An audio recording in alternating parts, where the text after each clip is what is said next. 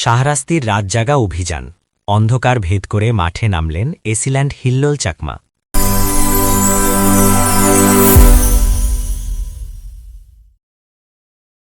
চাঁদপুরের শাহরাস্তিতে বৃহস্পতিবার গভীর রাত।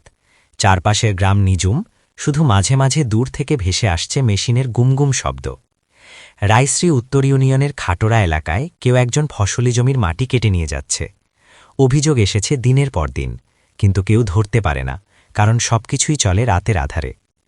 ঠিক সেই অন্ধকার ভেদ করেই ১৪ জানুয়ারি রাত ১০টায় নামলেন সহকারী কমিশনার ভূমি ও এক্সিকিউটিভ ম্যাজিস্ট্রেট হিল্লোল চাকমা, সঙ্গে শাহরাস্তি থানা পুলিশ ও উপজেলা আনসার সদস্যরা। এটি আর কোনো নিয়ম রুটিন অভিযান ছিল না, এটা ছিল পুরো দলের চোখে মুখে দায়িত্বের ঝিলিক নিয়ে মাঠে নামার এক জরুরি মিশন। রাত বাড়ার সঙ্গে সঙ্গে অভিযান দল ঢুকে পড়ে সরু গ্রামীণ রাস্তায়। বাতাসে তখনও টপসয়েল কাটার তীব্র গন্ধ। হিল্লোল চাকমা থেমে থাকেননি, টর্চ লাইট হাতে এগিয়ে গিয়ে মাটি কাটার চিহ্ন খুঁজে বের করেন। অল্প কিছুক্ষণের মধ্যেই পাওয়া যায় বেকুর ব্যবহৃত ২টি ব্যাটারি, যা অবৈধ মাটি কাটার সরাসরি প্রমাণ।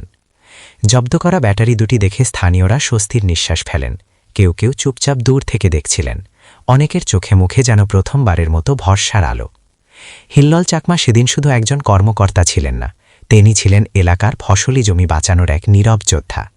কোথাও কোনো হইহল্লা নেই, কোনো দেখুনদারি নেই, ছিল শুধু নীরব রাত, দায়িত্ববোধ আর কাজ শেষ না করা পর্যন্ত না থামার মানসিকতা।